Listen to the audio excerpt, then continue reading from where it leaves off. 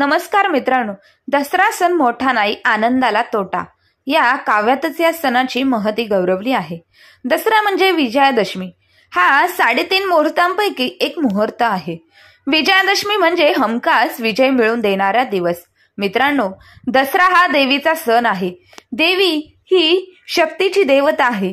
यासाठी आश्विन शुद्ध प्रतिपदेला देवीचे आवाहन करून रामनवमीप्रमाणे 9 दिवस तिचे भजन पूजन कीर्तन केले जाते। दसरा या सणाच्या मुहूर्तावर नवीन खरेदी करणे, करार आणि नव्या योजनांचा प्रारंभ इत्यादी चांगल्या गोष्टी केल्या जातात। तसेच घर, गाडी, बंगला इत्यादी वस्तू देखील या दिवशी खरेदी करण्याला प्राधान्य दिलेले आहे।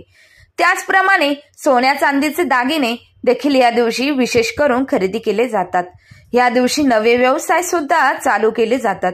सरस्वती पूजन आणि शस्त्रपूजन हे देखील दसऱ्याचे एक वैशिष्ट्य आहे।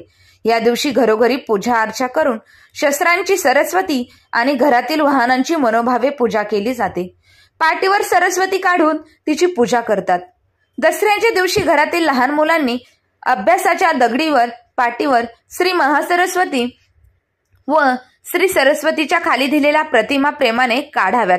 झेंडूची फुलं वाहून उदबत्ती ओवाळून त्यांचे मनपूर्वक पूजा करून विद्याप्राप्तीकरिता आराधना करावी। अभ्यासाची पुस्तके, ग्रंथ यांचेही पूजन या दिवशी करावे।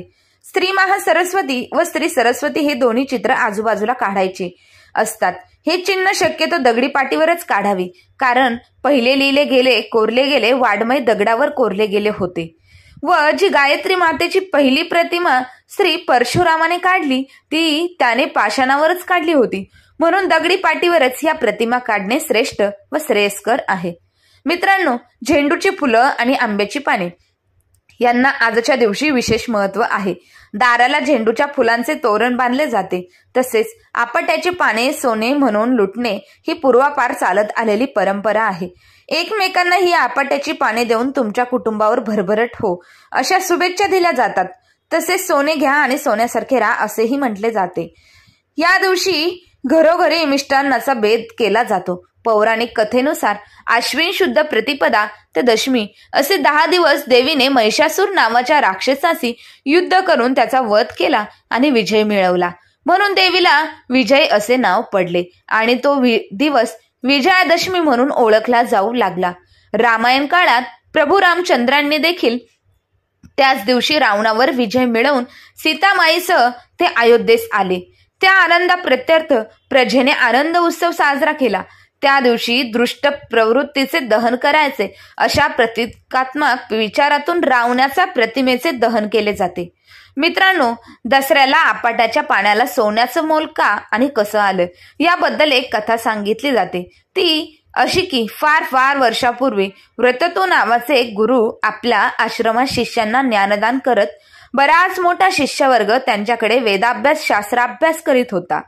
एकदा काय झालं, गुरु वततू यांच्याकडे शिकणाऱ्या त्यांच्या एका कौस नावाच्या शिष्याने त्यांना विचारलं, गुरुजी, तुम्ही आम्हाला एवढे ज्ञान दिले, शहाणे केले, त्या बदल्यात आम्ही तुम्हाला कोणती गुरुदक्षिणा द्यावी?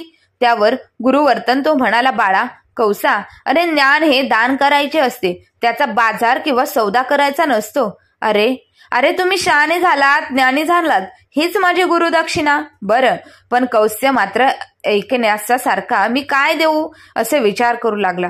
मग गुरु म्हणाले, मी तुला 14 विद्या शिकवल्या, म्हणून तू मला 14 कोटी सुवर्ण मोहरा दे। कौसाला वाटलं की आपण एवढं धन सहज कमवू, पण प्रत्यक्षात जे जमेना। मग कौस रघुराजाकडे गेला आणि त्यांना 14 कोटी सुवर्ण मोहरांची मागणी केली, पण रघुराजाने त्या आधीच आपली सर्व संपत्ती दान केली होती। दारी आलेल्या याचिकाला परत पाठवायचं नाही, म्हणून राजाने कौसाला तू 3 दिवसांनी परत ये असं सांगितलं। रघुराजाकडे कुबेराकडे वसुलीसाठी निरोप पाठवला। धन येईना, मग रघुराजाने युद्धाची तयारी केली। ही वार्ता इंद्राला कळाली। इंद्र घाबरला।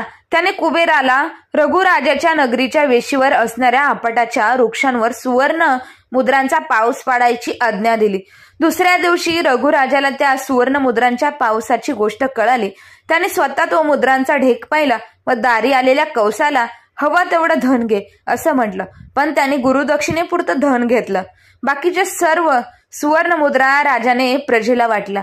लोकांना आपट्याच्या झाडाखाली ते धन मिळाले तो दिवस दसऱ्याचा होता.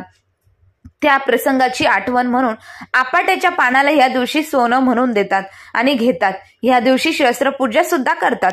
मित्रांनो, दसरा हा सण धार्मिक आणि सामाजिक उत्सव म्हणून ओळखला जातो. नवरात्र आणि दसरा या सणांच्या निमित्ताने एकमेकांचे सुख दुःख समजून घेतले जातात.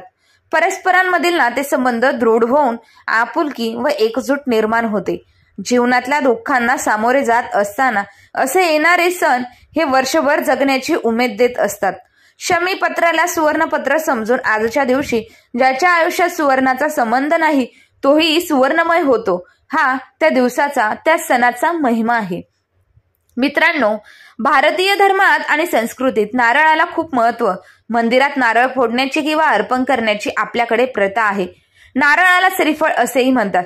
स्त्रीचा संबंध माता लक्ष्मीशी संबंधित आहे. ह्या कारणास्तव नारळ संबंधित असलेले उपाय करणे आपल्याला नक्कीच फायदेशीर ठरते. आपल्या संपत्ती मिळवायची किंवा कर्जापासून मुक्ती मिळावी यासाठी नारळाचे उपाय करणे खूप फायदेशीर ठरते. असा विश्वास आहे की आपण या दिवशी नारळा संबंधित उपाय केल्यास आपण लवकरच कर्जापासून मुक्त होऊ शकतो. तसेच आपली आर्थिक स्थिती मजबूत करण्यास देखील मदत होते. आज दसरा आहे असल्यावर सत्याचा विजय मिळवण्याचा दिवस. हा दिवस 3.5 मुहूर्तांपैकी एक मुहूर्त मानला जातो. त्यामुळे या दिवशी अनेक उपाय केले जातात. संतान प्राप्ती, धन प्राप्ती, आरोग्य विषयक असे अनेक उपाय या दिवशी केले जातात. असाच एक धनप्राप्तीसाठीचा उपाय आज आम्ही तुम्हाला सांगणार आहोत. हा उपाय तुम्हाला दसऱ्याच्या दिवशी दिवसभरात कधीही केला तरी चालेल. जेव्हा आपल्या घरात एखादी पूजा असते किंवा एखादा आपण मंदिरात गेलो तेव्हा तिथे आपल्याला एक दोरा म्हणजेच रक्षादोरा बांधला जातो. हा रक्षादोरा तुमचे वाईट शक्तींपासून संरक्षण करतो. आणि व्यक्ती खूप मेहनत घेतात आणि खूप मेहनत घेऊन देखील त्यांना यश प्राप्त होत नाही. तर काही व्यक्ती कमी मेहनत घेतात पण त्यांना लवकर यश प्राप्त होते. हे पाहून आपण कधी कधी निराश होऊन जातो. तसेच कधी कधी आपल्याला खूप मेहनत घेऊन देखील प्रमोशन मिळत नाही, व्यवसायात प्रगती होत नाही किंवा हातातोंडाशी आलेली कामे मार्गी लागत नाही. तर अशासाठी आपण एक उपाय बघणार आहोत. यासाठी आपल्याला एक लाल धागा व नारळ लागणार आहे. हा लाल धागा तुम्हाला डोक्यापासून पायापर्यंत लांब 7 वेळा मोजायचा आहे. मोजून झाल्यावर तो धागा आपल्याला नारळाच्या अगदी मधोमध बांधायचा आहे आणि तो धागा बांधलेला नारळ आपल्याला देवघरात ठेवायचा आहे. देवघरात तो नारळ ठेवल्यावर धूप, अगरबत्ती, हळदी, कुंकू लावून त्याचे पूजन करायचे आहे. प्रार्थना करायची आहे. आपल्या जीवनातील ज्या काही अडचणी असतील त्या सर्व दूर होऊ दे. काही ग्रहदोष असतील तर ते निघून जाऊ दे. तसेच घरात जर सारख्या कटकटी, वादविवाद, भांडणे होत असतील तर त्या सर्व इडापिडा टळून जाऊ दे आणि घरामध्ये सकारात्मक ऊर्जेचा वावर वाढू दे. अशी जी काही तुमच्या मनात इच्छा आहे ती इच्छा बोलून दाखवायची आहे. नंतर हा नारळ दसऱ्याच्या दिवशी देवघरातच ठेवायचा आहे व दुसऱ्या दिवशी तो नारळ तुम्हाला वाहत्या पाण्यामध्ये प्रवाहित करायचा आहे. हा उपाय केल्याने तुमच्या जीवनातील अडीअडचणी, समस्या दूर होऊन तुम्हाला कामात यश प्राप्ती नक्की होईल. नोकरी उद्योगात भरभराट होईल. जे काही कुंडली दोष, ग्रहदोष असतील ते सर्व निघून जातील. म्हणूनच मित्रांनो, दसऱ्याच्या दिवशी हा उपाय नक्की करून बघा. मित्रांनो, आम्ही अपेक्षा करतो की आम्ही सांगितलेल्या माहितीचा तुम्हाला सर्वतोपरी लाभ होईल. आणि माहिती आवडली असल्यास ही माहिती तुम्ही मित्र परिवारासोबत शेअर करा आणि आपल्या चॅनलला सबस्क्राईब केलं नसेल तर आमचे नवनवीन व्हिडिओ पाहण्यासाठी चॅनलला आजच सबस्क्राईब करा. धन्यवाद.